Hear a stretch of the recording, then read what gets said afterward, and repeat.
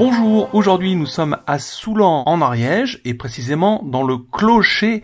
Nous sommes en compagnie de Robert qui est maître horloger pour voir cette incroyable horloge.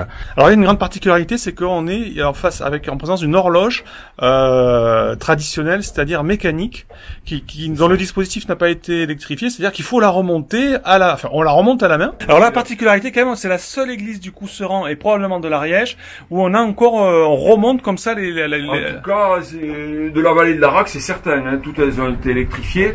De la vallée de l'Arac vers Massat, Bierte, Souex, toutes ces vallées, même de la station de ski de Guzet, on se retrouve plutôt avec des horloges électrifiées. Et ça, c'est vrai que je l'ai découverte grâce à Paul. Hein, Paul, 94 ans, qui vient encore, il y a 2 mois encore, qui vient remonter. Il y a 2 mois, et j'ai eu la joie de monter avec lui. Alors, vous pouvez nous montrer comment ça se passe du coup? Il y a une manivelle comme ceci. Une manivelle. Et donc on ouvre, donc là on est monté au clocher, quand même c'était acrobatique. Et qu'est-ce qui se passe en fait, c'est que on ouvre ce mécanisme que l'on voit qui est mécanique. Donc il y a un premier cadran devant qui nous permet de donner l'heure. Parce qu'en fait, il est projeté de l'autre côté. C'est exactement ça. C'est cette heure-ci qui est projetée de l'autre côté, exactement voilà. La même. Hein. Et donc on peut la corriger en dévissant et en modifiant l'heure et ça met à jour de l'autre côté aussi. D'accord. Et là, par exemple, là, on voit un râteau. Vous voyez, c'est cette espèce de pièce avec plein de petites dedans. Ça s'appelle un râteau qui va commander le nombre de coups qui doit être sonné. D'accord. Donc voilà, là, il est 13h bientôt, dans une ou 2 minutes. C'est-à-dire qu'on va entendre, il va se passer quelque chose là, dans le mécanisme? Oui, ça va commencer à se préparer. Là, on a entendu un petit clac, ça veut dire que ça prépare la sonnerie. Parce que c'est un peu comme un moteur de voiture, on passe pas les vitesses d'un seul coup. Donc un mécanisme comme celui-là, il a besoin d'une préparation de la sonnerie parce que il y a des poids qui sont tellement lourds. Il y a des câbles. C'est plus des cordes, hein, mais à une époque il y avait des cordes. Là, on a mis des câbles parce que les poids qui font jusqu'à 50 kg peuvent se casser. Donc combien de secondes? Ça va quelques secondes là? C'est l'affaire de 10 secondes? Oui, peut-être que 10-20 secondes. 10-20 secondes. On va voir un coup, alors on va voir, donc voilà, et après on verra s'il faut la remonter ou pas. Et voilà, donc là c'est un mécanisme assez intéressant, même très intéressant, parce qu'il correspond à l'époque un peu, si on regarde ces fers forgés à l'époque de la Tour Eiffel, vous voyez. On reconnaît tous ces... Donc quelle année là? Nouveau, on est plutôt 1880, 1800, voilà, vous voyez, on va... attention, elle commence à sonner là. Oula, ça va.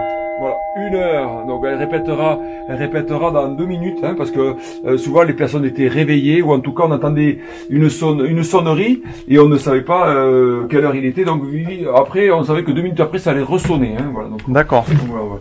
Donc dans 2 minutes elle va ressonner. Et c'est la répétition. Donc, voilà, donc là, vous nous montriez le... Oui, donc là, l'horloger qu'il a, horloger mécanicien. Alors, elle vient de Mourez, donc dans le Jura. Elle vient du Jura. Elle est en fer forgé et on pourrait chercher Odobeil, Cadet. Donc, il y a toute une famille. Déjà, Jura suisse, on voit déjà qu'on est un peu spécialisé déjà sur l'horlogerie dans ces régions. Hein. Voilà. Après, c'est des mécanismes assez courants qu'on a retrouvés pendant très longtemps dans tous les clochers, dans tous les beffrois, dans les mairies, si on prend il y a des films comme où on voit encore.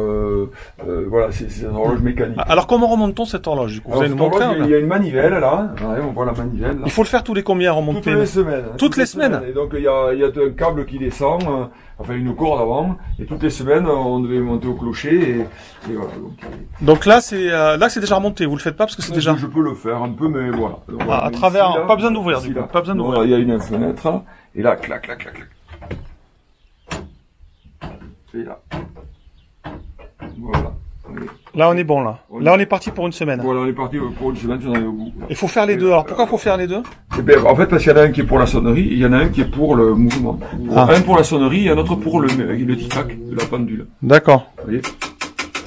Ok. Et là, donc, on tracte un poids, au moins jusqu'à 50 kg. Voilà, et là, c'est les 2 minutes du coup de 1 heure. Voilà. Déjà là, c'était un signe extérieur un peu de richesse que d'avoir une horloge.